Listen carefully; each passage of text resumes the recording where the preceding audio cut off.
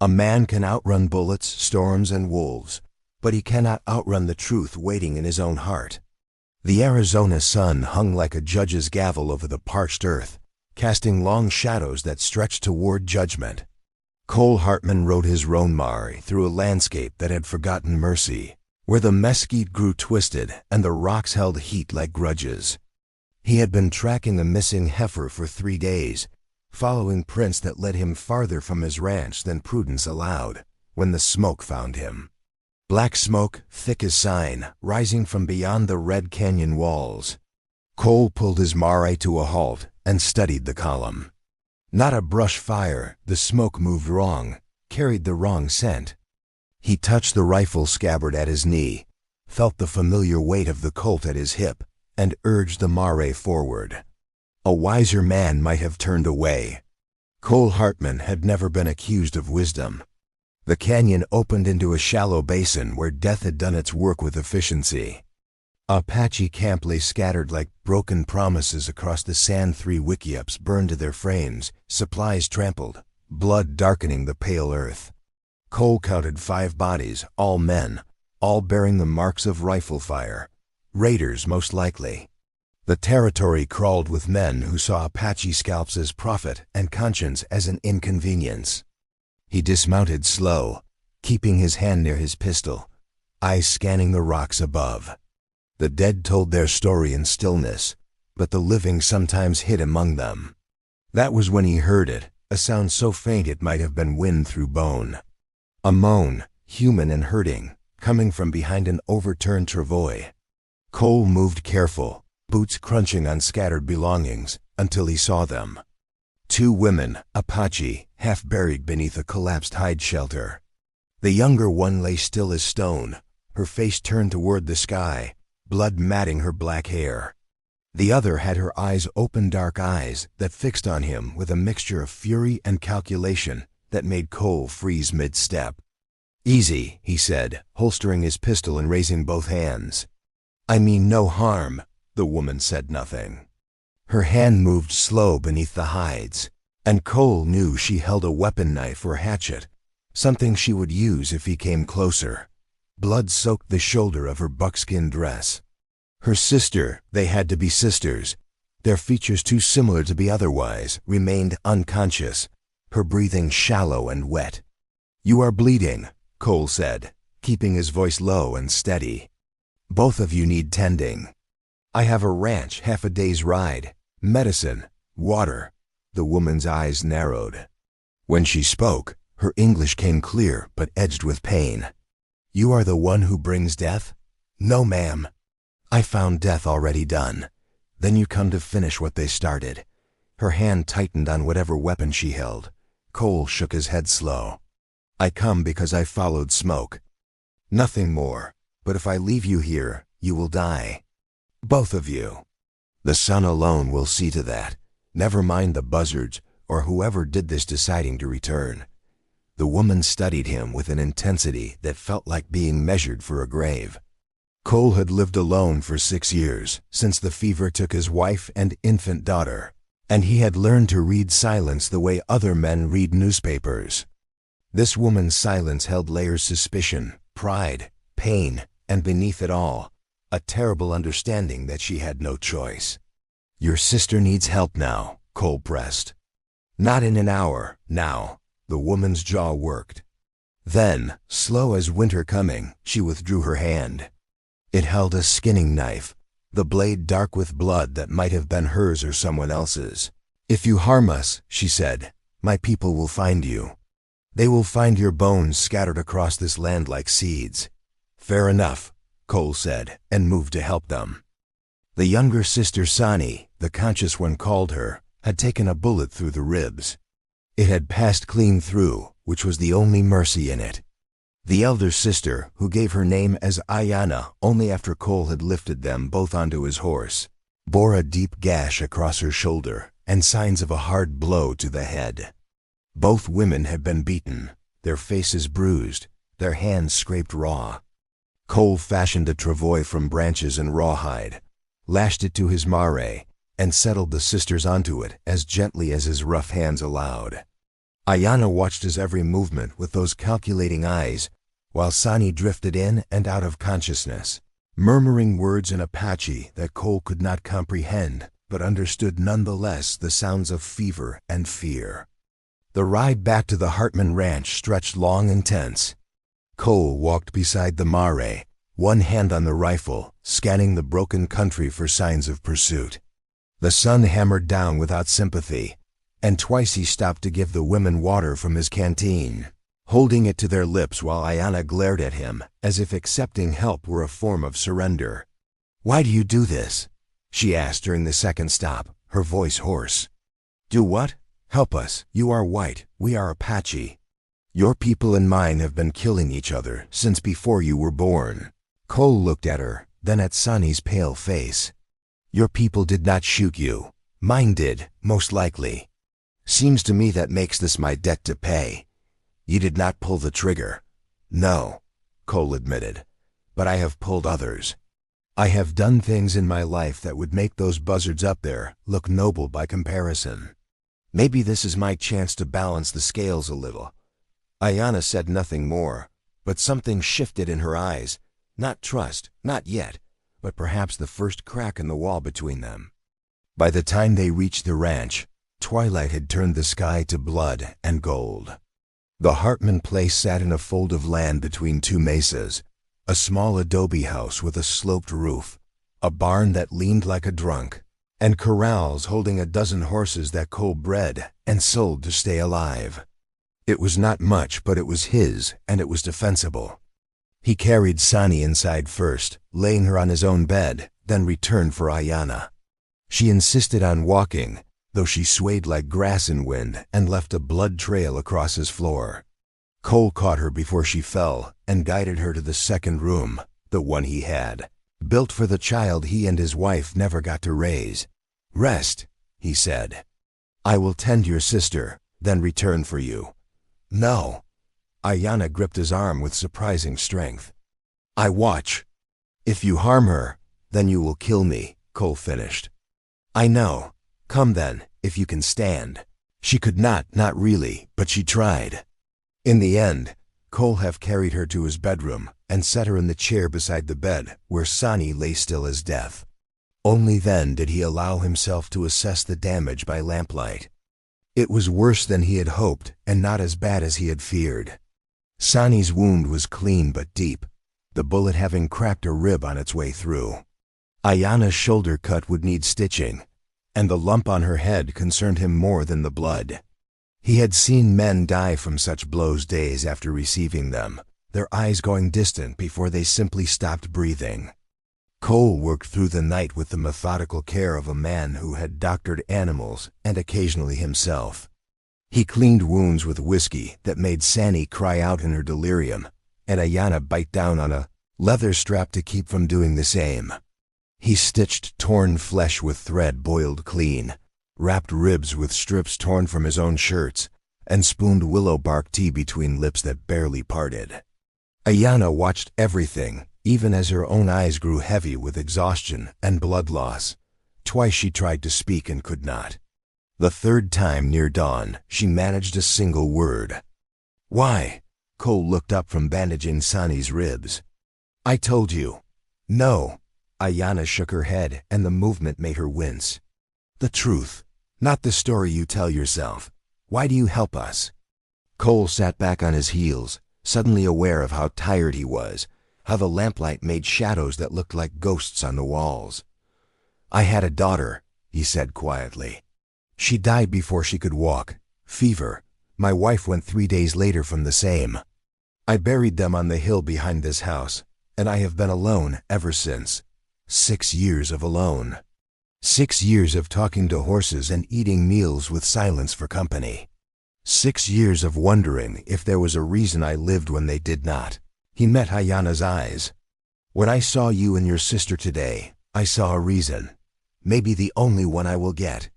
So I am taking it. That is the truth, if you want it plain." Aiyana studied him for a long moment, and something in her hard expression softened. "Not much, but enough." "Then we are your reason for now," she said, "and you are ours." Until we are strong enough to leave, we stay. This is the promise? This is the promise. Then I will trust you this much, Cole Hartman. She spoke his name like testing a blade, but only this much. If you betray us, the spirits of my ancestors will see you suffer in ways your white god cannot imagine. Seems fair, Cole said, and turned back to his work. By the time the sun rose full and brutal over the mesas, both women slept. Cole sat in his chair by the window, rifle across his knees, watching the empty land for movement that did not come. He did not sleep. He could not afford to sleep, not with 2 lives depending on him, not with the knowledge that whoever had attacked that camp might come looking to finish what they started. But something else kept him awake, something he would not name, not yet. It was the memory of Aiyana's eyes, fierce even in pain. It was the sight of Sani's face in lamplight, peaceful despite her wounds. It was the strange, unsettling feeling that his empty house had suddenly become full, and that fullness carried its own kind of danger. Cole Hartman had outrun bullets, storms, and wolves in his 43 years on this earth. He had outrun grief, guilt, and the ghosts of his failures. But as he sat there watching dawn break over the desert, he wondered if a man could outrun the truth waiting in his own heart. He suspected the answer was no. He suspected it did not matter. He suspected he would try anyway. The first 3 days passed in a haze of tending and worry. Sani's fever broke on the second night, but she remained weak, drifting between sleep and waking like a boat with no anchor. Aiyana recovered faster, her body strong despite the beating it had taken, though the headaches came fierce and without warning. Cole found her more than once sitting rigid in her chair, hands pressed to her temples, eyes squeezed shut against pain she refused to voice.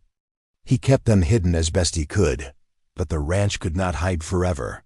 On the 4th day, Jedediah Stone rode in from town with supplies Cole had ordered a week prior. Stone was old, his beard white as alkali and his questions sharper than his eyes. "You look rode hard, Cole," Stone said, unloading flour and coffee from his wagon. "Been seeing ghosts?" "Just working," Cole replied, keeping himself between Stone and the house. "Fixing fence, breaking horses. The usual." "Mum," Stone squinted toward the corral. "Heard tell there was some trouble up Canyon Way. Apache camp got hit. Raiders, most like. You hear anything about that?" Cole kept his face neutral. "Canyon's a big place." "I stay close to home." "Sure you do." Stone handed over a bundle of tobacco. "Just saying, there is folks in town getting worked up. Talk of war parties and reprisals and such. Might be wise to keep your rifle close and your eyes open." "Always do, Jed." Stone studied him for a heartbeat longer, then spat into the dust. "You need anything, you send word. We look after our own out here." "Appreciated." After Stone left, Cole stood in the yard and watched the dust trail of his wagon fade toward town. "Our own," the word sat heavy in his chest. He wondered which category Aiyana and Sani fell into our own, or the threat that required looking after. He wondered which category he fell into now, for that matter. Inside, he found Aiyana standing by the window, one hand braced against the wall for support. She wore one of his shirts over her bandaged shoulder, the fabric hanging loose on her smaller frame. Her black hair, clean now and bound back, caught the afternoon light. "Who was that?" she asked without turning. "Friend. Brought supplies from town. Did you tell him we are here?" "No." "Good." She turned then, and her eyes were clear and sharp. "Because if he finds out, others will. And then we will all be in danger. I know. Do you?" Aiyana moved closer, and despite her wounds, there was something fierce and beautiful in the way she carried herself. "Do you understand what you have done, Cole Hartman?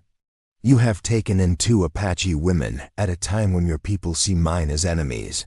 When they discover this, and they will discover it, because secrets do not live long in empty places, they will turn on you. They will call you traitor. They will burn your ranch and scatter your bones. Let them try. This is not courage. This is foolishness." Cole met her eyes. Maybe, but I made you a promise and I keep my promises. Even the foolish ones. Aiyana studied him, and for the first time since he found her, something like respect flickered across her face. You are a strange man. I have been called worse. A sound from the bedroom drew them both Sani, calling out in Apache. Aiyana moved quick despite her injuries, and Cole followed.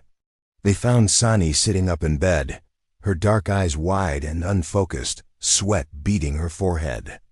Aiyana spoke to her in their language, low and soothing, and gradually Sani's breathing slowed. She blinked, focused, and her gaze found Cole standing in the doorway. You, she said softly. You are the one who saved us. Cole shifted, uncomfortable with the gratitude in her voice. I did what needed doing.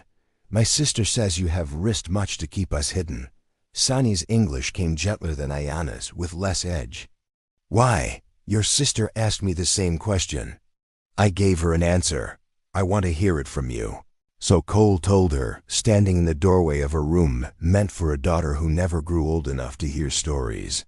He told her about the fever, the graves on the hill, the 6 years of silence that followed. He told her about finding them in the burned camp, about the choice that felt like no choice at all. When he finished, Sani's eyes were wet. You carry great sadness, she said. I can see it like a shadow on your spirit. We all carry something. Yes. Sani glanced at her sister. We do. Aiyana said nothing, but her jaw tightened, and Cole sensed weight in that silent stories neither sister was ready to tell. You should rest, he said. Both of you. Healing takes time, and time is what we do not have, Aiyana said. Our people will think we are dead. When enough days pass, they will hold the ceremonies for our spirits. If we return after that, she stopped, shook her head. What happens if you return after that? Cole asked. There are rules, Aiyana said carefully. Sacred ways. If we have been touched by death and released, we carry pollution. We cannot simply walk back into our lives as if nothing has changed. So what do? We find a new life. Or we die before the old one discovers we still breathe. The words hung in the air like smoke, and Cole felt the weight of them settle on his shoulders. He had thought saving them was the hard part. He was beginning to understand that was merely the beginning. Then we have time, he said finally. Use it to heal.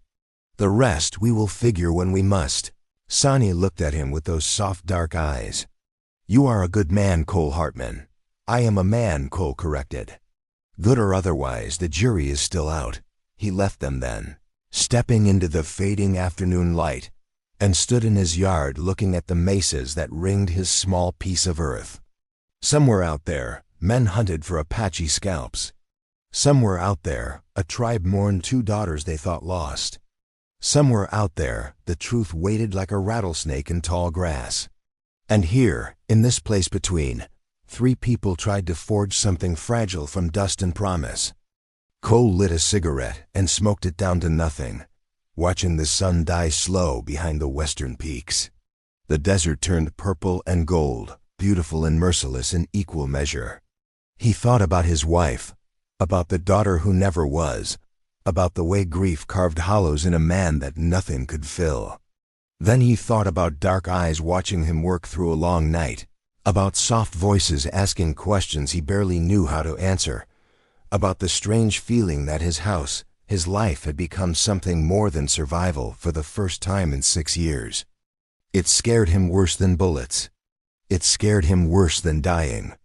Because Cole Hartman knew, with the certainty that comes from living hard and losing harder, that caring for someone meant giving them the power to destroy you. And he had just invited that destruction into his home, given it a bed and bandages, and called it salvation. The cigarette burned down to his fingers. He flicked it into the dirt and went back inside, where 2 women who should have been strangers waited for him in the gathering dark, and where the future hung uncertain as smoke on a windless day. The days that followed fell into a rhythm that felt both natural and dangerous. Cole rose before dawn to tend the horses and ride his fence lines, always keeping one eye on the horizon for riders that might mean trouble. Aiyana healed quick, her body resilient, and soon she was moving through the house like she had always belonged there, mending torn clothes, preparing meals from the meager supplies, watching the land through windows with the same vigilance Cole practiced. Sani recovered slower, her wound deeper and her spirit more shaken. She spent long hours sitting in the chair by the window, staring out at the desert with an expression that made Cole think of his wife in those final days, looking at something no one else could see, some country beyond pain or understanding. But slowly she grew stronger. And as she did, Cole began to notice things he had tried not to see. He noticed the way Aiyana moved, efficient and proud, like water finding its course. He noticed how she studied him when she thought he was not looking, her eyes measuring and wary, and something else he could not name. He noticed the way she flinched when he came too close, then forced herself still, fighting instincts born of violence and survival. He noticed Sani's softness, the way she smiled when he brought her wildflowers he claimed to have found by accident, the way her voice wrapped around his name like something gentle and careful. He noticed how she watched him work, how she asked questions about his life, his ranch, the graves on the hill, as if by knowing his story she could understand the man who saved them. He noticed the way the sisters looked at each other when they thought he was not paying attention, looks that carried weight and worry, questions neither was ready to voice. And he noticed, most of all, the way his heart had started beating different when they were near, the way the empty house felt full in a manner that had nothing to do with bodies and everything to do with presence. It was dangerous. He knew it was dangerous. But knowing and preventing were two different creatures. "You are troubled," Aiyana said one evening as they sat on the porch watching the sun descend. Sani slept inside, still weak but improving daily. The air carried the scent of sage and coming rain. "Just thinking," Cole replied, rolling a cigarette with practiced hands. About how long this can last. About what happens when it cannot." Aiyana was quiet for a moment. "You fear discovery. I fear what discovery means for all of us. For you and Sani most of all. We are not children to be protected." "No," Cole agreed, lighting the cigarette. "But you are still hunted. Raiders do not give up easy when they taste blood. And if word reaches town that I am sheltering 2 Apache women—" He trailed off, "let the implications hang." "You would be called Indian lover," Aiyana said flatly. "Traitor, worse. I have been called worse for lesser reasons. But you have never had your life threatened for those names. This is different. This is the kind of trouble that ends with fire and rope." Cole drew on the cigarette, let the smoke trail from his nose. "Maybe, but what is the alternative? Turn you out before you are ready? Send you back to a people who think you are dead, who might reject you or worse? That does not sit right with me. So you risk everything for 2 women you barely know. I made a promise. Promises can be broken. Not by me." Aiyana looked at him then, really looked, and Cole felt exposed under that gaze like she could see through the words to the lonely, broken thing underneath. "You are lonely," she said, and it was not a question. "I am, and we are convenient. 2 women in need of saving, giving you purpose you have lacked since your family died." Cole considered that, turned it over in his mind like a stone. Maybe there is truth in that. But it does not make the promise less real. It does not make your safety less important. "No," Aiyana admitted. "But it makes your reasons more complicated. And complications lead to mistakes. I have been making mistakes my whole life. At least these ones might do some good." Aiyana almost smiled. Not quite, but close. "You are stubborn. That has been mentioned." They sat in silence for a while, watching the desert paint itself in shades of amber and rust. Cole finished his cigarette and was reaching for his tobacco pouch when Aiyana spoke again, her voice quieter now, less guarded. "I was married," she said, 3 years ago. His name was Niall. He was a hunter, strong and brave. He made me laugh even when there was no reason for laughter." Cole waited, sensing more to come. "He died in a raid. Not by white soldiers, but by another tribe. There are always wars. always reasons to kill. He went out one morning and never returned. They brought back his body 3 days later. She paused, her hands folded tight in her lap. I thought I would die of the grief. I wished to die. But Sani, she would not let me. She sat with me through the dark nights when I wanted to join him. She forced me to eat, to walk, to breathe. She saved my life by refusing to let me give up. She is a good sister. The best. Aiyana's voice cracked slightly. And I would do anything to protect her. Anything. Do you understand? Just as you protect us now, I protect her. It is the only thing that matters. Cole nodded slowly, understanding more than was said. She is lucky to have you. I am not so certain of that. Aiyana stood, and in the fading light, she looked like something carved from the same red rock that surrounded them, beautiful and hard and ancient. My sister sees good in people, Cole Hartman. She sees good in you. But I have learned that good men can still bring ruin without meaning to. I will not let that happen to her. Not again. Again? But Aiyana had already turned toward the door, and she did not answer. Cole sat alone on the porch as night came down like a curtain, stars emerging one by one in the vast dome of sky. He thought about promises and grief, about the ways people saved each other and the ways they failed. He thought about Sani's gentle eyes and Aiyana's fierce ones, and the uncomfortable truth that he was growing to care for both in ways that would only bring heartache. The desert wind picked up, carrying the scent of distant rain that might never fall. Cole stood and went inside, where lamplight made shadows dance on walls, and 2 women slept in rooms that had been empty too long. He did not sleep well that night. His dreams were full of smoke and choices and roads that forked in impossible directions. A week later, trouble arrived in the form of 3 men on horseback. Cole spotted them from the corral where he was breaking a young stallion, their silhouettes dark against the noon glare. He recognized the lead rider Marcus Kell, a bounty hunter who worked the territory and had no love for anything that walked on 2 legs or 4. Cole handed the stallion's lead to Aiyana, who had come out to watch him work. Get inside, he said quietly. Both of you. Do not show yourselves no matter what you hear. What is it? Trouble, go. Aiyana looked toward the approaching riders, her jaw setting hard. If they come for us, they will not, I will see to it. Now go. She went, but not before Cole saw the knife she palmed from her belt, a small thing, but sharp enough to matter. He watched her disappear into the house, then turned to face the men riding into his yard. Kell pulled his horse to a stop 10 feet away, his companions flanking him on either side. All 3 wore the dust-stained look of men who lived hard and cared less. Kell himself was thin as whipcord, his face scarred from some past violence, his eyes the color of dirty water. Hartman, Kell said by way of greeting. Kell, you are a long way from town. Tracking. Kell spat tobacco juice into the dirt. You seen any Apache movement through here? This is Apache country. There is always movement. I mean recent, specific. Kell leaned forward in his saddle. There was a raid up canyon 2 weeks back. Camp got hit hard, most killed, but we figure at least 2 got away.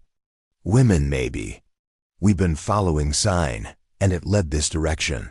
Cole kept his face neutral, did not see anything. You are welcome to water your horses and move on. That is real hospitable of you. Kell made no move to dismount. Mind if we look around? I do, actually. This is private land. We got authority from the territorial marshal. Hunting hostiles falls under that. Those women are hostile, are they? Women from a camp that got massacred by raiders? Kell's eyes narrowed. You seem to know a lot about a raid you did not see. I heard talk in town. Word travels. It does indeed. Kell shifted in his saddle, his hand resting casual on his pistol grip. You always been an Indian lover, Hartman? Or is that a new development? Cole felt his jaw tighten, but he kept his voice level. I am a man who minds his own business and expects others to do the same. You want to search my land, you bring proper papers and a posse. Until then, you can ride out the way you came in. Tough talk for a man outnumbered 3-1. Numbers do not mean much when the first one through my door catches a bullet. You want to try me, Kel? Go ahead. But think carefully about whether 2 Apache women, if they even exist, are worth dying for. The tension stretched tight as wire. One of Kel's men, a youngster with pockmarked cheeks, licked his lips nervous-like. The other, older and meaner, just watched Cole with eyes that had seen killing and would not mind seeing more. Finally, Kel leaned back and showed his teeth in something that was not quite a smile. You know what, Hartman? I believe you are telling the truth. I believe you have not seen anything. But I also believe you would lie if you had. So I will be watching you. And if I find out you've been sheltering hostiles, I will come back with enough men to turn this place to ash. You understand? Clear as glass. Good. Kel reined his horse around. Enjoy your solitude while it lasts. I have a feeling it will not be lasting much longer. They rode out slow, taking their time, making their point. Cole stood in his yard until the dust settled and the desert swallowed them whole. Only then did he allow his shoulders to drop, his breath to come out in a rush. Aiyana emerged from the house, knife still in hand, her face pale. They will return. Yes. Then we must leave, tonight, before they bring others. Where will you go? I do not know, but we cannot stay. We are putting you in danger. I knew the danger when I brought you here. Knowing and facing are different things. Aiyana moved closer, and Cole could see the fear in her eyes fighting with the pride. You are a good man, Cole. You have done more than anyone could ask. But my sister and I, we are marked. Death follows us. If you keep us here, it will follow you too. Maybe I am tired of running from death. Maybe I am ready to stand and face it for once. That is not courage. That is suicide. Cole looked at her, really looked, and saw the woman beneath the warrior, the fear beneath the fierce. Why did you and Sani leave your tribe? He asked suddenly. Before the raid, why were you away from your people? Aiyana's face went still. That is not your concern. It is if I am going to keep you safe. Were you running from something? Someone? Leave it alone, Cole. I cannot. Not if it might get us all killed. For a long moment, Aiyana said nothing. Then, slowly, the fight went out of her shoulders. There was a man, she said quietly. A warrior in our tribe. Powerful, ambitious. He wanted Sani as his wife. She did not want him. Our mother and father are dead. We have no one to refuse his offer except ourselves. When he would not accept Sani's refusal, when he began to make threats, she stopped, swallowed hard. We left. We went to join another band of our people farther south. But the raiders found us before we could reach them. Does this man think you are dead? Everyone thinks we are dead. The raiders destroyed the camp, scattered our belongings. There would be nothing left to suggest we survived. And if he discovers you are alive? Aiyana met his eyes. He will come for us, and he will not come alone. He will bring warriors, Cole. Men who see you as the enemy, even if you saved our lives. They will kill you and take us, and there will be no promise or prayer that can prevent it. Cole absorbed this, turning it over. The situation was worse than he thought. Enemies on both sides, white and Apache, all wanting the same 2 women for different reasons. It was a trap with no clear exit. Then we keep you hidden better, he said finally. Kel and his men will search the territory, find nothing, and move on. This warrior of yours thinks you are dead. As long as that stays true, we have time. Time for what? To figure out what comes next.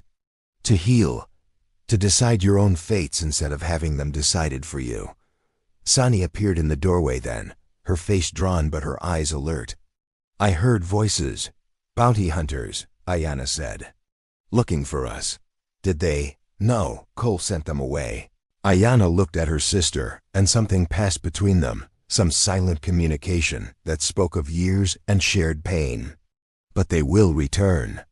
We need to discuss what to do. Sani stepped out onto the porch, moving slow but steady. She looked at Cole, and her expression held a softness that made something in his chest ache. "You stood against them for us. I did. Even though it brings danger to you. Especially because of that." Sani smiled, a small thing, fragile as morning frost. "You are not like other white men I have known. I am exactly like them. I just choose different battles." "No." Sani moved closer, and Cole could smell sage and wood smoke in her hair. "You choose people over fear. That makes you rare." Cole did not know what to say to that, so he said nothing. The three of them stood on the porch as afternoon stretched toward evening, the sun beginning its slow descent. Somewhere out there, Kel and his men rode through the desert looking for prey. Somewhere out there, a tribe mourned daughters they thought lost. Somewhere out there, a warrior nursed anger and plans that would end in blood. And here, in this small pocket of dust and stone, three people who should have been strangers tried to hold back the tide with nothing but will and a promise made in darkness. Cole knew it could not last. He knew the world was closing in, that choices would have to be made, that the fragile peace they had built would shatter like glass under hammer. But for now, for this moment, they were safe. They were together. They were alive. It would have to be enough. The storm came 3 days later, rolling across the desert like divine wrath. Cole saw it building all afternoon, clouds stacking high in black, the air growing thick and tense. By evening, the wind had risen to a howl, and the first drops of rain fell heavy as stones. "Everyone inside," he called, herding the horses into the barn and securing the doors. Lightning split the sky, and thunder followed close enough to shake the ground. This was not a gentle rain. This was the kind of storm that reshaped the land, that turned dry washes into killing rivers, that trapped the unwary and forced them to face whatever they had been avoiding. Cole secured the shutters as the rain began in earnest, driving horizontal against the adobe walls. Aiyana helped him wedge the door tight while Sani lit lamps against the gathering darkness. Within an hour, the world beyond the windows had vanished behind sheets of water and wind that screamed like wounded animals. "How long will it last?" Sani asked, her voice barely audible over the storm's fury. "Could be hours. Could be days." Cole checked the roof beams, looking for leaks. Water was already beginning to seep through in places, dripping steady into pots and buckets they set to catch it. "These storms, they come when they want and leave when they are finished. We just have to wait them out." "Trapped," Aiyana said, and there was something in her voice, not fear, but awareness of what being trapped meant. Three people in a small house with nowhere to go and nothing to do but face each other and the truths that had been growing between them like weeds in good soil. The first night passed in restless attempts at normalcy. They ate a cold supper, spoke little, and tried to ignore the tension that had nothing to do with the weather. Cole gave the women his bed and made himself a pallet near the stove, but sleep would not come. He lay awake, listening to rain hammer the roof and wind tear at the walls, and to softer sounds, someone moving in the darkness. Whispered words in Apache he could not understand, but felt the weight of nonetheless. The second day, the storm showed no signs of weakening. Water stood in the yard, turning dust to mud that would take weeks to dry once the rain finally stopped. The horses huddled miserable in the barn. Inside the house, the air grew close and thick with things unsaid. Cole tried to work mending tack, cleaning his guns, anything to keep his hands busy and his mind from wandering. But he could feel eyes on him. Sani, watching from the window with that soft expression that made his chest tight. Aiyana studying him from across the room with calculation and something else, something that looked dangerously like longing. It was Sani who broke first. "Tell me about your wife," she said that afternoon, settling into the chair across from where Cole sat oiling his rifle. "What was her name?" Cole did not look up. "Sarah. Sarah," Sani repeated, tasting the name. "What was she like?" "Strong. Stubborn. She could outwork most men and outcuss all of them when she had a mind to." Cole smiled despite himself. "She came west with her family when she was 16. Lost both parents to cholera the first winter. Most women would have gone back east, but not Sarah. She stayed, worked as a seamstress, saved every penny. Met her at a dance in town. She was wearing a blue dress and looked like she would rather be anywhere else. But you asked her to dance anyway. I did. She said yes, though I could tell she regretted it immediately. I stepped on her toes twice and apologized 3 times. He paused, the memory sharp as broken glass. She married me anyway. Said any man who could apologize that honest was worth taking the chance on. Sani smiled. She sounds wise. She was. Right up until she trusted me to keep her safe. And I failed. The fever was not your fault. No, but I should have seen it coming. Should have taken them to town sooner. Found a doctor. Cole stopped, his hand still on the rifle. Should have done 100 things different. You cannot change the past, Cole. No, but I can carry it. Aiyana, who had been pretending not to listen from where she worked near the stove, spoke up. That is a heavy burden to bear alone. I manage. Do you? Aiyana moved closer, and there was challenge in her eyes. Or do you simply hide from it out here in the desert, punishing yourself with isolation? Cole looked up at her. And what would you have me do instead? Live. Stop existing and start living. Allow yourself to feel something besides grief and guilt. You talk like it is that simple. It is not simple. But it is necessary. Aiyana's voice softened. You saved us, Cole. You gave us shelter and safety when the world wanted us dead. But I think maybe we are not the only ones who needed saving. The words hung in the air, and Cole felt something crack inside him, some wall he had built careful and strong over 6 years of loneliness. He set the rifle aside and stood, suddenly needing distance, needing air that did not smell like lamp oil and rain-soaked earth, but there was nowhere to go. The storm had them trapped, and the truth had them cornered. What do you want from me? He asked, and he was looking at Aiyana but speaking to both of them. You want me to say I care? That having you here has made this place feel less empty? That I wake up thinking about whether you are safe and go to sleep wondering how long this can last before it all falls apart? Fine, I care. More than I should. More than is wise. But that does not change anything. You are still hunted. I am still a white rancher in Apache country. And we are still living on borrowed time. Sani stood, moved to him, and before Cole could step back, she placed her hand on his chest, right over his heart. I feel it beating, she said quietly. Fast and strong. That is life, Cole. That is what you are afraid of, not death. Not danger, life.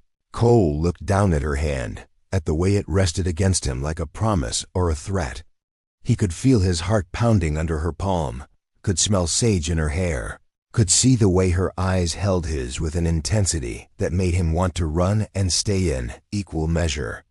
Sani, he started, but she rose on her toes and kissed him. It was gentle, questioning, and it tasted like rain and smoke and something sweet he had no name for. Cole froze, every muscle in his body going rigid, his mind screaming warnings about consequences and complications, and the 100 ways this could end in ruin. But his body did not listen. His hands came up slow, hesitant, one settling at her waist, the other cupping her jaw with a gentleness that surprised him. And for just a moment, one brief, stolen moment, he let himself feel something other than grief.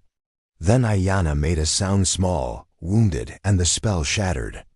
Sani pulled back, her eyes wide, and Cole turned to see Aiyana standing rigid by the stove, her face a mask of pain and fury. Aiyana, Sani began. Do not. Aiyana's voice came out cold as winter. Do not speak to me right now. Sister, I did not mean. You knew. Aiyana's hands clenched into fists. You knew how I felt, and you did this anyway. The air in the small room turned poisonous. Cole stood between them, understanding dawning like sickness in his gut. He had been blind, willfully blind, to what had been growing under his roof. Not just his own feelings, but theirs. Both of them, for him. This is my fault, he said. I should have. What? Aiyana rounded on him. Should have what? Chosen one of us before we could choose you.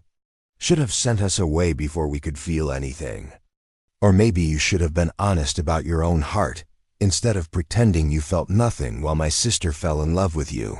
I am not in love, Sani protested, but the words died under Aiyana's glare. Are you not? And what was that? Gratitude? Curiosity? Aiyana's voice cracked. Or were you simply taking what you knew I wanted? That is not fair. Fair? Aiyana laughed, sharp and bitter. Nothing about this is fair. We should be dead. We should be bones in the desert sun. Instead, we are here, trapped in this house with a man who saved us. And now we are destroying ourselves fighting over him like he is some prize to be won. The truth of it landed like a physical blow. Cole saw the way both women looked at him, with desire, yes, but also with accusation, with the weight of expectations he had never asked for but somehow encouraged. I never meant for this, he said quietly. No one ever does. Aiyana turned away, her shoulders shaking. But here we are. The storm raged on through the night, but inside the house, a different kind of tempest had been unleashed. Sani retreated to her room, tears streaming down her face. Aiyana stood at the window, staring out at rain she could not see, her reflection in the glass showing a woman torn between love and loyalty. And Cole sat by the dying fire, rifle across his knees, and understood that he had been wrong about what he could outrun. He could outrun bullets, storms, and wolves. He could outrun raiders and bounty hunters and the ghosts of his past. But he could not outrun the human heart, not his own, and not theirs. The truth had found him, and it were two faces, both beautiful, both impossible. The third day of the storm brought a fragile, painful silence. The rain continued its assault, but inside the house no one spoke. Sani stayed in her room. Aiyana moved through the small space like a ghost, avoiding Cole's eyes, her movements mechanical and cold. Cole tried to work, tried to think, tried to find some way through the mess he had created. But every solution led to heartbreak, his own, or theirs, sometimes both. It was late afternoon when Sani finally emerged. Her eyes were red, her face drawn, but her voice when she spoke carried new strength. We need to talk, she said. All of us. Cole and Aiyana looked at her, then at each other. Slowly, they gathered near the stove where lamplight pushed back the storm's gloom. Sani looked at her sister first. I am sorry, you are right, I knew. I saw the way you watched him, the way your voice changed when you spoke his name. I should have walked away. I should have honored the bond between us above my own feelings. But you did not, Aiyana said, and though her voice was cold, pain bled through. No, because... Sani took a breath. Because for the first time since that warrior threatened me, since we fled our home and watched death rain down on that camp, I felt safe. I felt seen. And I was selfish enough to take that feeling even though it belonged to you first. Feelings do not work that way, Cole said quietly. They do not follow rules or take turns. They just are. Then what do we do? Aiyana demanded. How do we resolve this? Do you choose between us? Do we fight for you? Do we draw straws and see who wins your heart? No one wins, Cole said. That is the problem. Any choice I make, any choice any of us make, someone loses, someone hurts. And we are all trapped here together until this storm passes and the world outside decides our fate for us. So we do nothing? Sani's voice rose. We just pretend this did not happen. I did not say that. Cole stood, paced to the window, looked out at rain that showed no mercy. I am trying to be honest.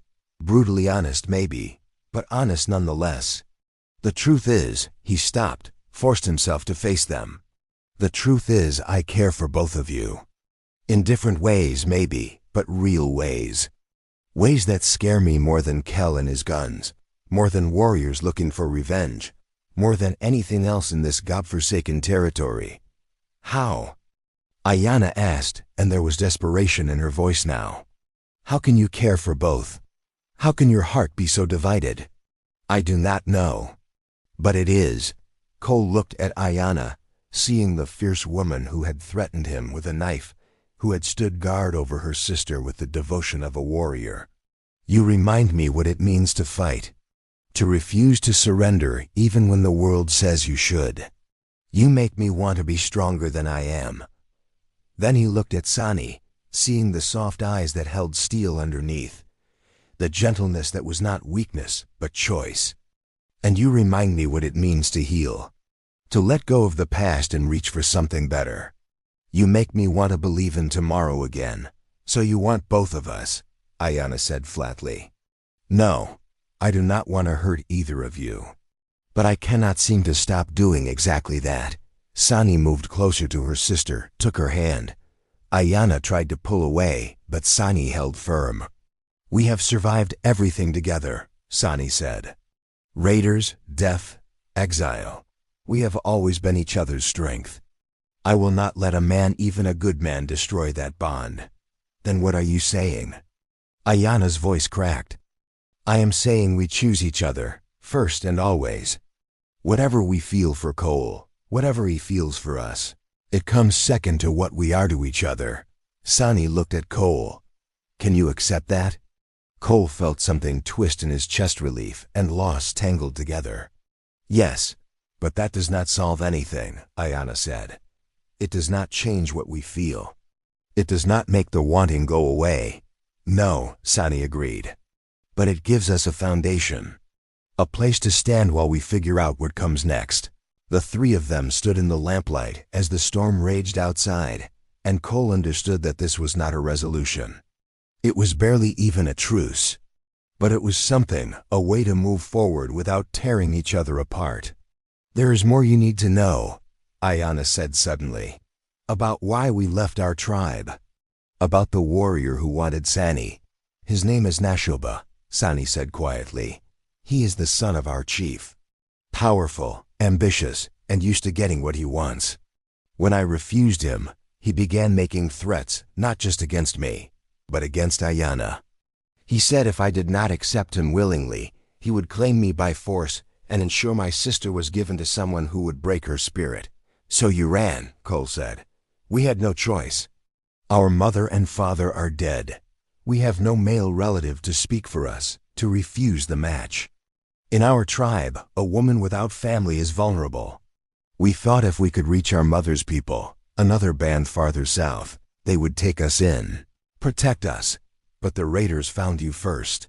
"Yes, and when we did not arrive at our mother's people, when word of the raid reached our tribe, everyone assumed we died there." Aiyana's jaw set hard. "Nashoba mourned us. He performed the ceremonies, spoke the proper words. But I know him, he was relieved. We were a problem that resolved itself. And if he learns you are alive, he will come," Sani said simply. "He will bring warriors. He will take me whether I will it or not, and he will kill anyone who stands in his way." Cole absorbed this, adding it to the growing list of threats. "How long before your tribe realizes you survived?" "We cannot say. But the longer we stay here, the greater the risk. Someone will see us. Word will spread. And when it reaches Nashoba," Aiyana stopped, shook her head. "We are living on borrowed time, Cole. All of us. Then we make the time count," Cole said. "We heal, we plan, and when the moment comes, we decide together what happens next. No more secrets. No more hiding from each other." "Agreed," Sani said. Aiyana nodded slowly. "Agreed." But as they separated, Sani to check the water buckets, Aiyana to tend the fire, Cole to check the shutters against the wind, each carried the weight of what had been said and what had been left unspoken. The storm would pass. That was certain. What would remain after was written in dust and blood, and choices not yet made. The storm broke on the fourth day, leaving behind a world transformed. Water stood in places that had been dust for months. The desert bloomed with impossible green, flowers emerging overnight as if the earth had been waiting for this moment to remember beauty. The sky stretched clear and blue, innocent as a child's eye, but the peace did not last. Jedediah Stone arrived 5 days later, his wagon loaded, but his face grave. He pulled up to the ranch and did not dismount, just sat there looking at Cole with the expression of a man delivering bad news he would rather avoid. "Jed," Cole greeted him. You look troubled. I am troubled, Cole. And you are going to be more troubled when you hear what I come to say. Cole felt his gut tighten. Go on. Stone glanced toward the house, then back to Cole. There is talk in town. Marcus Kell has been spreading word that you are sheltering Apache women. Says he came out here and you were too quick to send him away, too defensive. Says he has been watching the ranch, and he has seen smoke from your chimney at odd hours, seen movement in the windows that did not look like a man alone. Kell is a liar and a drunk. Maybe so. But he is a convincing liar. And folk in town, they are scared, Cole. There has been raids up north, settlers killed, livestock stolen.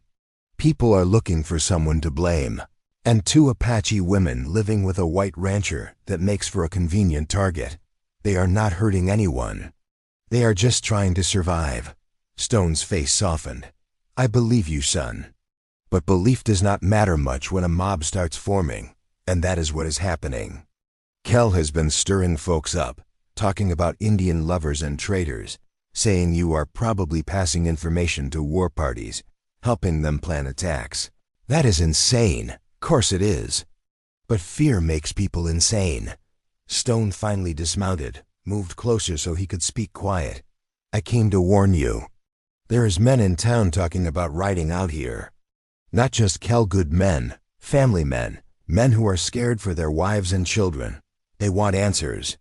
They want to see for themselves that you are not harboring hostiles. And if I am?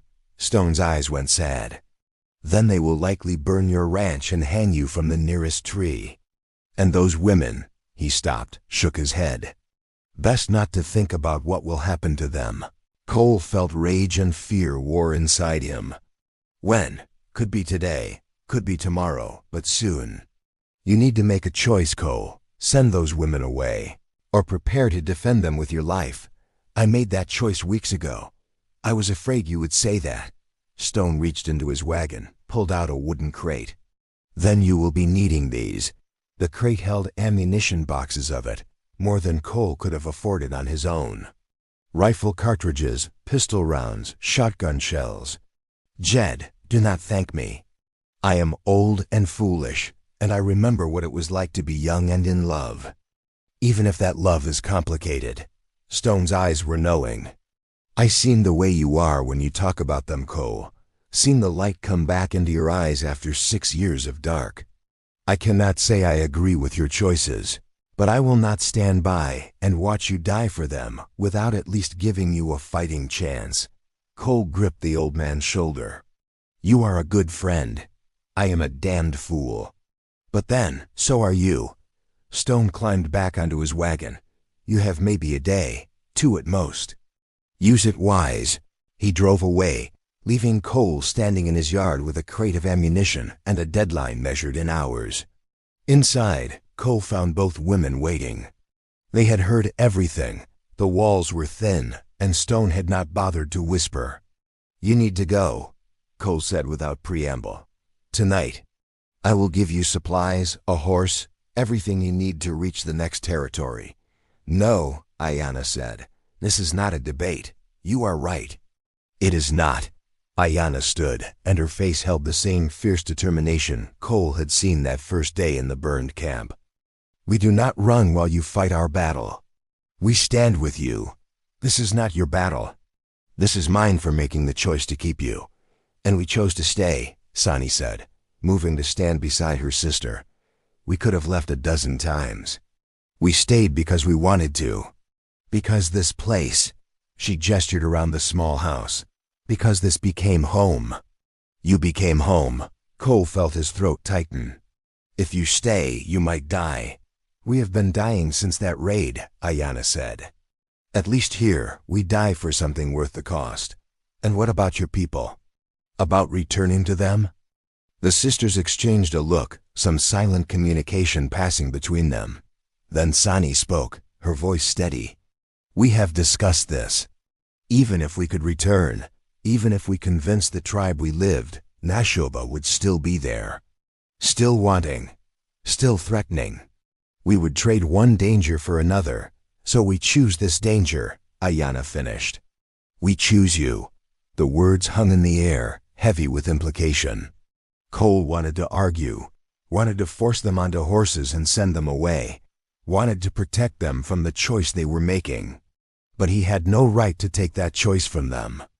"Then we prepare," he said finally. "We have maybe a day before they come. We make this place as defensible as we can, and we decide what we're willing to do when the time arrives." They worked through the remaining daylight and into the evening. Cole showed the women how to load the rifles, how to aim, how to make every shot count. Aiyana took to it natural, her hands steady, her eyes cold and focused. Sani struggled more, uncomfortable with the weight and purpose of the weapon, but she learned. They reinforced the windows, stacking furniture and sacks of grain to create barriers. They filled every container with water, prepared food that could be eaten cold, laid out ammunition in strategic positions. As night fell, Cole stood on his porch and looked out at the desert he had called home for so many years. The moon rose full and bright, painting everything silver. Somewhere out there, men gathered with torches and guns and righteousness that felt like duty. Somewhere out there, his choices were coming home to roost. Aiyana came to stand beside him. She did not speak for a long time, just stood there in the moonlight, looking at the same empty land. "I am not afraid," she said finally. "You should be, perhaps. But fear is a luxury I lost long ago." She turned to face him, and in the silver light, she looked like something carved from the desert itself, eternal and unyielding. "I want you to know something, Cole Hartman. Whatever happens tomorrow, whatever choice you made or did not make between my sister and me, I do not regret being here. I do not regret knowing you. Aiyana, let me finish." She moved closer, and Cole could see tears on her cheeks reflecting moonlight. "I loved my husband. I thought when he died, that love died too. But you showed me different. You showed me that the heart can heal, that it can want again. Even if you love my sister more, even if you choose her when this is over, I am grateful for what you gave me. The chance to feel again." Cole reached out, cupped her face in his calloused hand, wiped tears with his thumb. "I do not love your sister more. I love you both.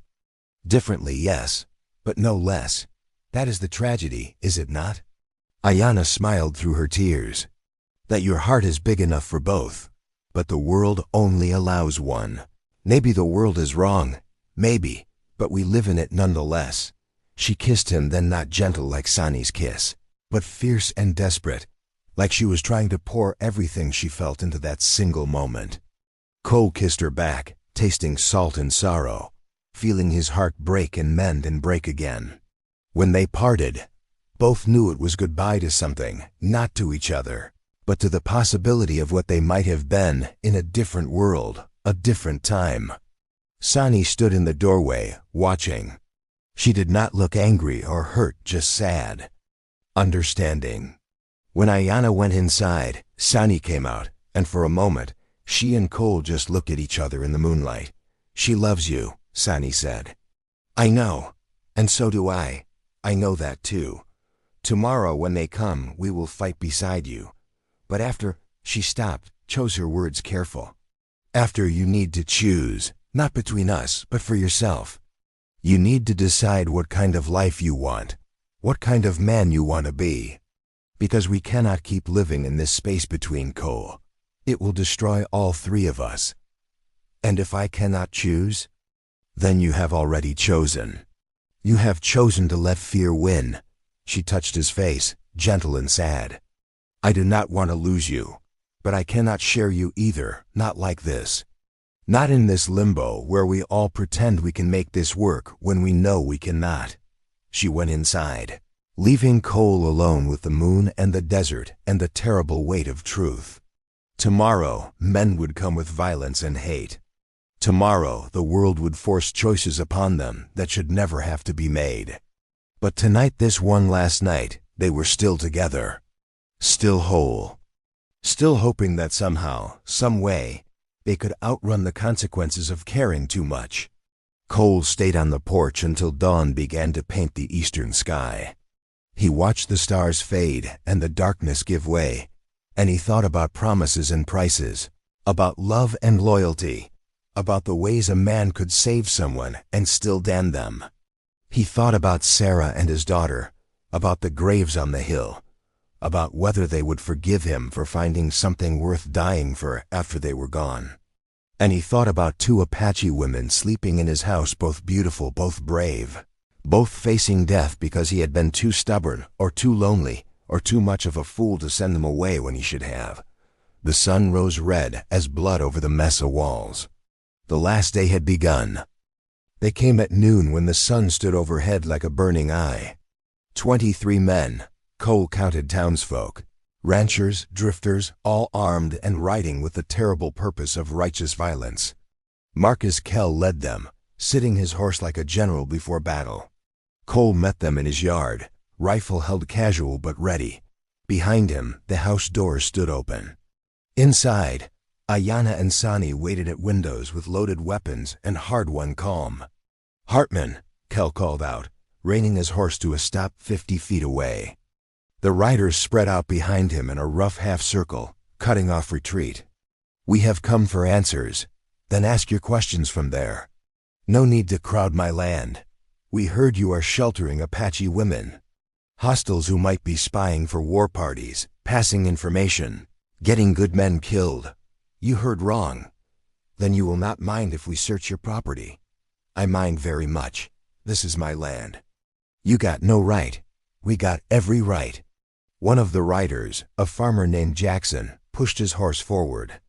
"My neighbor was killed 3 weeks back. Raiders took everything, burned his place to ash. You expect us to just sit by while you harbor the same kind that murdered him? The women here did not murder anyone. They are victims themselves. Indian lies." Someone else shouted. "Let us see them," Kell said, his voice cutting through the rising anger.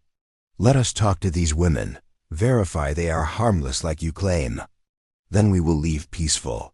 Cole knew it was a lie. He could see it in Kell's eyes, in the way the men behind him gripped their weapons. They had not ridden all this way to talk. They had come for blood. "No," Cole said flatly. "Then you are a traitor," Kell declared. "And we deal with traitors the same way we deal with hostiles. You are welcome to try. For a heartbeat." Everything hung suspended, men and horses and hate balanced on the edge of violence. Then Kell reached for his pistol, and the world exploded into chaos. Cole's first shot took Kell in the shoulder, spinning him from his saddle. The rancher dropped before he could clear leather, and suddenly everyone was shooting, bullets cracking through the air, horses screaming and bucking, men shouting and dying. Cole dove behind the water trough as lead chewed splinters from his porch. From the windows came the sharp reports of the women's rifles, Aiyana's shots precise and deadly, dropping 2 men in quick succession. Sani fired more hesitant, but no less determined, her bullets forcing riders to scatter. The fight should have been over in seconds. 23 against 3 was no fight at all. But Cole had chosen his ground well. The house was defensible, the approach open, and the attackers had expected surrender, not resistance. 3 men went down in the first exchange. Then 4 more as Cole worked his rifle with methodical efficiency, each shot placed with the skill of a man who had hunted his whole life. The riders broke, seeking cover behind rocks in the barn, regrouping for another assault. In the brief lull, Cole reloaded and assessed. His right arm bled from a graze, nothing serious. Inside, he heard voices, the sisters checking on each other, confirming they lived. "We cannot hold them forever," Aiyana called out. "Do not have to. Just have to make the cost too high." But even as he said it, Cole knew the truth. They had surprised the attackers, bloodied them, but there were too many. Eventually, numbers would tell. Eventually, they would be overrun. Unless a new sound cut through the afternoon hoofbeats, many of them coming fast from the north. Cole risked a look and felt his heart drop. More riders, at least a dozen, but these wore no hats or boots. These carried traditional weapons, bows, lances, rifles taken from dead soldiers. These were Apache warriors, and they rode like vengeance itself. No, Cole whispered, understanding. Someone had seen them. Word had reached the tribe. And now both sides of this terrible equation had come to finish it. The warriors fell upon the settlers with brutal efficiency. The white men, already bloodied and scattered, stood no chance. It was over in minutes, a few scattered shots, screams that cut off sudden, and then silence broken only by horses and the wind. Cole stood slowly, rifle ready, watching as one warrior rode forward. He was tall, his face painted for war, his bearing that of a man accustomed to command. He stopped his horse and looked at Cole with eyes that held judgment. "You are the one called Hartman," the warrior said in clear English. "The one who shelters my promised wife, Nashoba. It had to be. If you mean Sani, she was never your wife. She was promised." "It is the same. Not to her." Nashoba's jaw tightened. "Where are they?" Before Cole could answer, the door opened and both women stepped out. Aiyana came first, rifle still in hand, her face defiant. Sani followed, and though her hands shook, she stood tall. "We are here," Aiyana said in Apache, then switched to English so Cole would understand. "We live, Nashoba. And we did not run to you." The warrior's face went through several expressions: surprise, relief, anger. His eyes moved from the sisters to Cole and back. "The raiders tried to kill us," Sani finished. "This man saved us. He protected us when the rest of the world wanted us dead. We owe him our lives. Then the debt is paid." Nashoba dismounted, and his warriors followed suit, surrounding the house in a loose circle. "You will come with us now. Back to your people, where you belong." "No," both sisters said in unison. Nashoba's hand went to his knife. "This is not a request, and we are not children to be ordered." Aiyana stepped in front of Cole, putting herself between him and the warrior. "You wanted Sani as your wife. She refused. That should have been the end. She is a woman without family. She has no right to refuse. She's a woman with a voice." Aiyana's shout rang across the yard. "With a heart and a will of her own. You are not her owner. You are not her fate. She chooses her own path. And what path is that? Staying with this white man who has probably already taken her innocence." Nashoba's voice dripped contempt. "What honor is there in that?" "More honor than being forced into a marriage she does not want," Cole said quietly. "More honor than you have shown by threatening two women who lost everything." Nashoba's eyes went cold. "You speak of honor, white man? You, who kidnaps our women and turns them against their own people. I kidnapped no one. I saved them from bleeding to death in the desert while your raiders. They were not our raiders. This came from another warrior, older, with scars that spoke of many battles." He stepped forward, his face grave. "We have investigated the attack. It was white men dressed as Apache, trying to start a war between settlers and our people. We found evidence, clothes, supplies, the bodies of the real raiders who were killed and stripped. The revelation hung in the air like smoke." Cole felt pieces clicking into place. The savagery of the attack, the way it had been designed to look like tribal violence, the convenient timing that had stirred up townspeople and brought warriors both. "Who?" Cole asked. "We do not know. But we know they succeeded. Your people came to kill you today. Our people came to take back what they thought you stole. Someone wanted this war."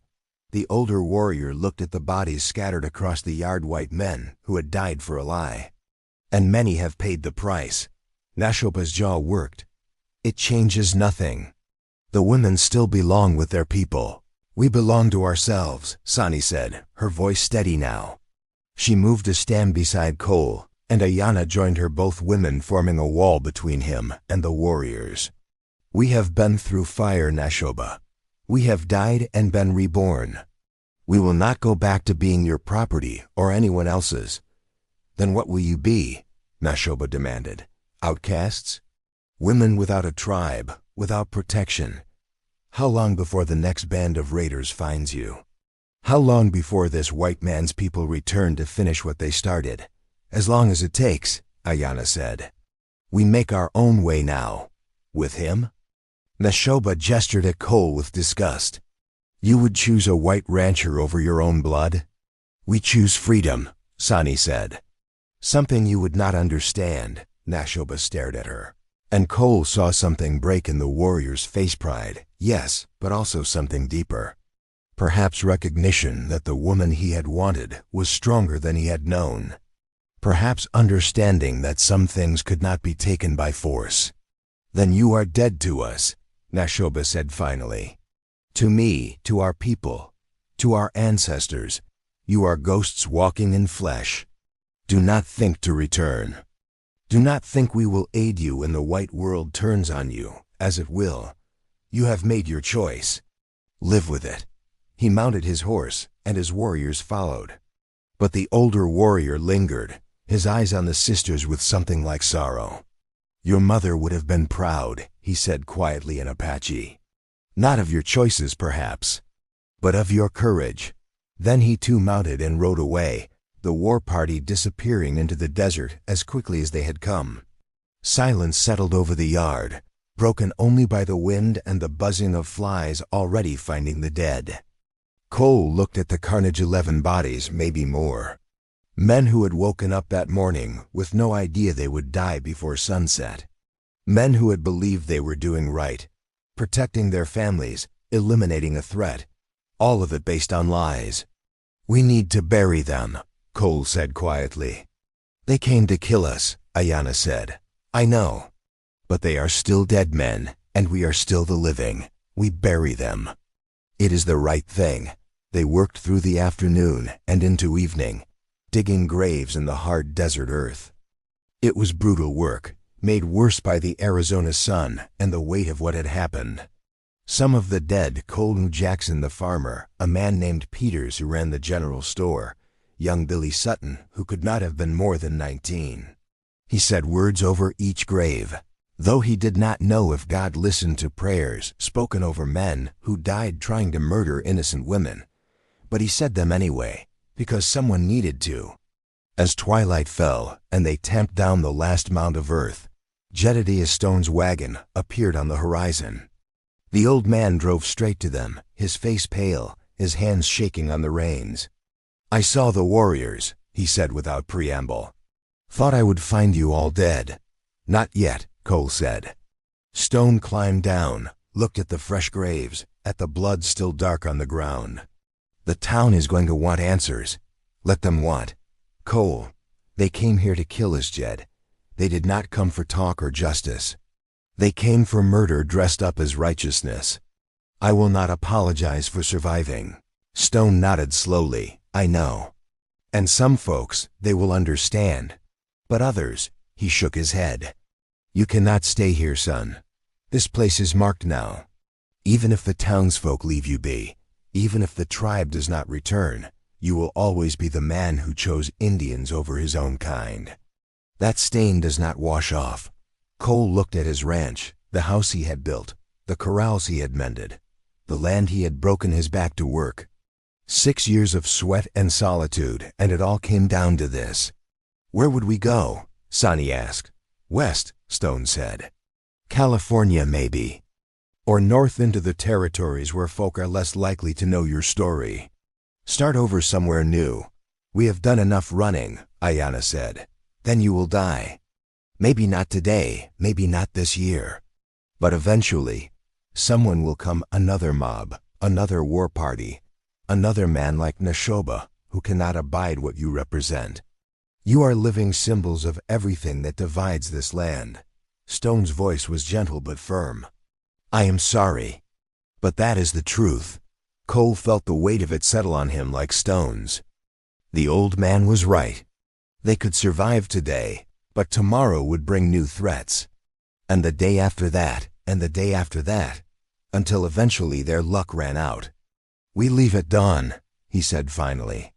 Pack what we can carry, burn the rest. Cole, both women started. But he cut them off. It is done. This place was mine, but it is just a place. You, he looked at them both, these two women who had turned his world inside out. You are worth more than wood and stone. That night they prepared. Cole gathered supplies, food, ammunition, money he had saved, tools they would need on the trail. The women packed clothes and blankets, moving through the house like ghosts already haunting their own memories. Stone stayed to help, his old hands working alongside theirs. As the moon rose, he pulled Cole aside. "You have not solved your other problem," the old man said quietly. "What problem?" "The one with two faces and one heart." Stone's eyes were knowing. "Those women, they love you, both of them. And you love them back, I can see it plain, but you have not chosen." "How can I choose?" "Either way someone hurts. That is life, son. Choosing who to hurt, who to save, what to sacrifice. You think you are avoiding pain by refusing to decide, but you are just spreading it around like manure in a field." Cole looked toward the house where lamplight flickered in the windows. "I do not want to lose either of them. Then you will lose both. A man who cannot commit to one path will never reach any destination." Stone gripped his shoulder. "Before you leave this place, before you start that new life, make your choice. Or you will carry this weight until it crushes all three of you." The old man left near midnight, his wagon creaking into darkness. Cole stood alone in his yard one last time, looking at the graves, the barn, the house that had been his sanctuary and his prison. He thought about Sarah and the daughter who never drew breath. He thought about 6 years of silence and grief. He thought about the moment he found two broken women in a burned camp and made a promise that changed everything. And he thought about what Stone had said, about choosing, about commitment, about the courage it took to say yes to one thing and no to another. The moon crossed the sky, and Cole made his decision. Dawn came cold and clear. They loaded 3 horses with supplies, keeping only what was necessary for the trail. Cole had decided to burn the house better than leave it for scavengers or those who would desecrate it. But before he could set the torch, Sani stopped him. "Wait," she said. "There is something I need to say. Something we both need to say." Aiyana joined her sister, and the two women stood together facing Cole in the gray pre-dawn light. They looked at each other, some silent agreement passing between them, and then Aiyana spoke. "My sister and I have talked through the night. About what happened, about what comes next, about what we each want." She paused, choosing words careful. "We have been fighting over you, Cole, letting jealousy and desire come between us, the two people who have always been each other's strength. That stops now," Sani continued. "Before we leave this place, before we start running again, we need to resolve this. All of us." Cole felt his throat tighten. "I cannot choose between you. I have tried, and I cannot." "We know," Aiyana said. "We can see it in your eyes every time you look at us. You are torn, and that tearing is destroying you. So we choose for you," Sani finished. Cole felt his heart stop. "What?" Sani moved closer, took his hand. "I love you, Cole Hartman. I love your kindness, your strength, the way you see people as people rather than as enemies or threats. You gave me hope when I had none. You made me believe in tomorrow. But," Aiyana stepped forward, her voice steady despite the tears on her cheeks, "but I love him too. I love his courage, his stubbornness, the way he stands against the world for what he believes is right. He gave me purpose again after I thought mine had died with my husband. We both love you," Sani said. "And you love us both. That is the truth we cannot escape, so we must make a choice that honors all of us," Aiyana finished. "A choice that does not destroy what we have built together."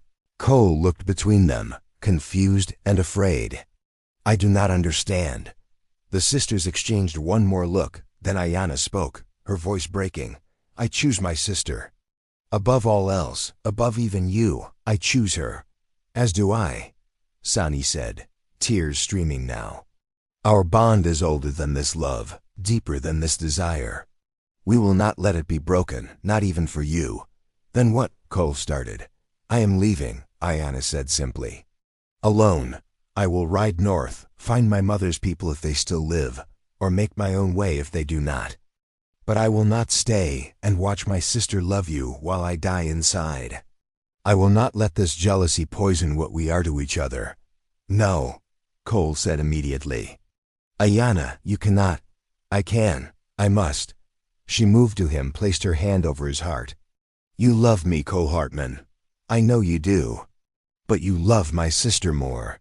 Or perhaps differently, in a way that fits better with who you are. I see it in how you look at her, how your voice changes when you speak her name. She is your tomorrow. I am your might have been. That is not true. It is. Aiyana smiled through her tears. And that is acceptable. Not every love is meant to be lived. Some loves are meant to teach us, to change us, to show us what we are capable of feeling. You were that for me.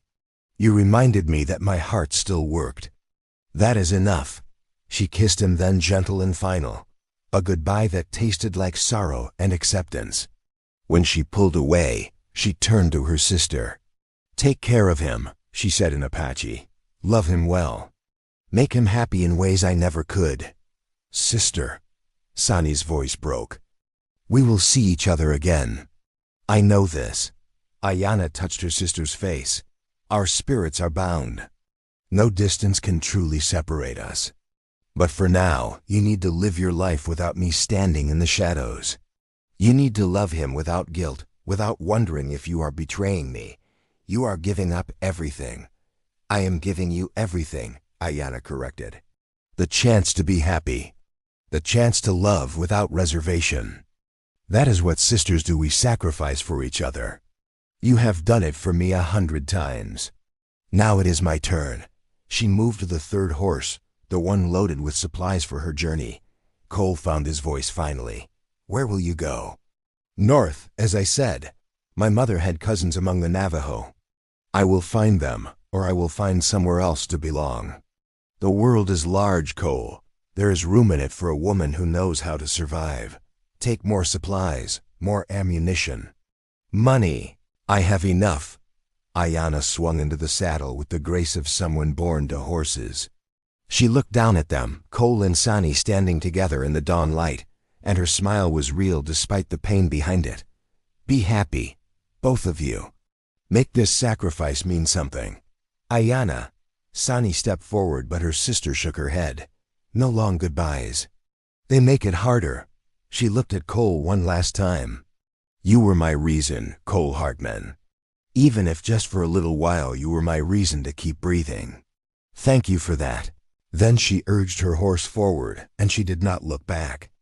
They watched her ride away, a solitary figure against the vast desert, growing smaller and smaller until distance swallowed her whole. Sani collapsed against Cole, sobbing. He held her while the sun rose, painting the sky in shades of gold and crimson, and felt his own tears fall hot and silent. She should not have done this, Sani said when she could speak. She should not have sacrificed herself. She did not sacrifice herself, Cole said quietly. She set herself free, and she set us free too. How can you say that? She is alone. She is strong. Stronger than either of us, maybe. She will survive. And someday, when the world is different, when the wounds have healed, maybe we will find her again. Sani pulled back, looked up at him with red eyes. You love her. I do, but you love me too. I do. Is that enough? Knowing you will always wonder what might have been with her. Cole cupped Sani's face in his hands, looked into eyes that held fear and hope in equal measure. Listen to me. I love your sister. I will probably always love her. But she was right. What I feel for you is different, deeper, maybe. Or just more suited to the kind of man I am. She makes me want to fight. You make me want to live. Both are important. But right now, after everything, I need someone who makes me want to live. Even if it means letting her go. Especially because it means letting her go. She made a choice, a brave, impossible choice, to give us a chance at happiness. We honor that by taking it, by living well, by loving each other without guilt or reservation. Sani searched his face for a long moment, then nodded slowly. Then we burn this place and ride west. We start over. We build something new. Together, Cole said. Together, Sani agreed. They set fire to the house as the sun climbed toward noon. Cole watched the flames take hold, consuming the rooms where his wife and daughter should have grown old, where two Apache women had healed and loved and fought, where promises had been made and choices had been rendered. The smoke rose black and thick, a signal that could be seen for miles. Let them see, Cole thought.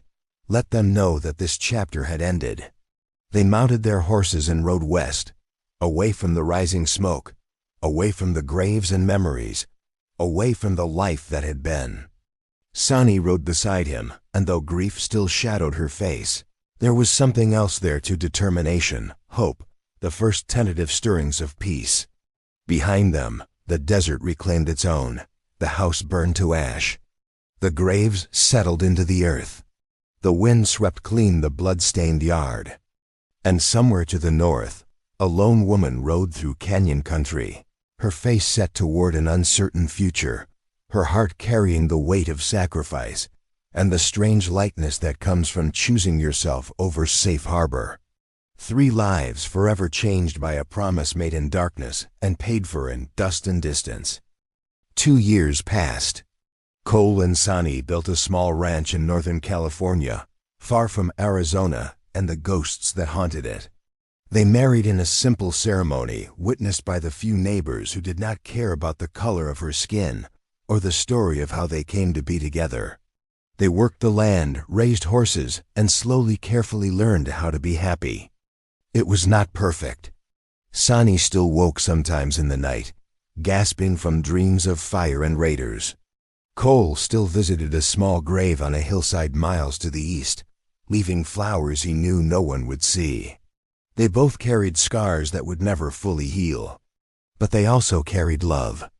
In the evenings, they sat on their porch and watched the sun set over mountains that were greener than the desert they had fled.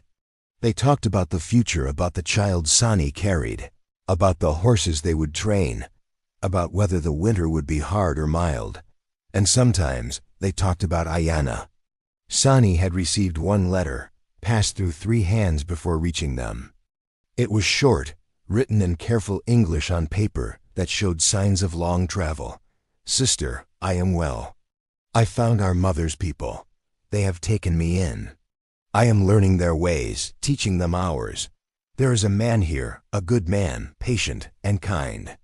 I do not love him yet, but I think I might. He does not push. He understands that some wounds take time. I think of you often. I hope you are happy. I hope Cole treats you well. I hope the sacrifice was worth the cost. We will see each other again. I know this in my bones, but not yet. We both need time to become who we are meant to be without each other. When we meet again, it will be as whole people, not as broken pieces trying to fit together. Be well. Love well. Live well. Your sister always, Aiyana. Sani kept the letter folded in a box with other precious things. A piece of turquoise their mother had given her, a feather from the first eagle Cole had shown her, a ribbon from their wedding day. She read it when the grief became too heavy, when the guilt of happiness tried to overwhelm her. And she tried to live the life her sister had given her. She tried to make the sacrifice mean something. Cole understood. He carried his own guilt, his own grief for the path not taken.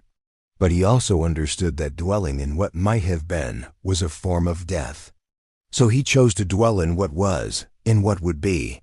He chose Sani each day anew. Not because Aiyana was gone, but because Sani was present. Because she met him in the morning with soft eyes and a softer smile. Because she challenged him when he grew too stubborn, forgave him when he failed, and loved him with a steadiness that felt like coming home. They had both outrun many things: bullets, storms, wolves, the past. But they had stopped outrunning the truth in their own hearts. And in that stopping, in that acceptance, they found something worth the price of everything they had lost. The child came in spring, a daughter with her mother's dark eyes and her father's stubborn jaw. They named her Sarah Aiyana, honoring both the past and the sacrifice that made the present possible. Cole held her in the same room where he had buried 2 Apache women as wounds, and taught them to shoot rifles. And he wept for everything that had led to this moment. For the wife and daughter he had lost. For the sister who had chosen to walk away. For the hard roads and harsh choices and the way love sometimes required letting go instead of holding tight. But mostly, he wept with gratitude. That he had found two women in the desert. That he had made a promise in darkness. That he had been given a second chance at life, even if it cost more than he ever thought he could pay. Sani watched him hold their daughter, and she understood his tears. She touched his face, gentle and sure.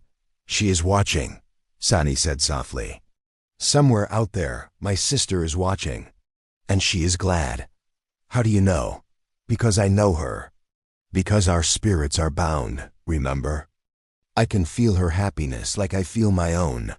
She is well, Cole. She is healing. And someday, Cole agreed.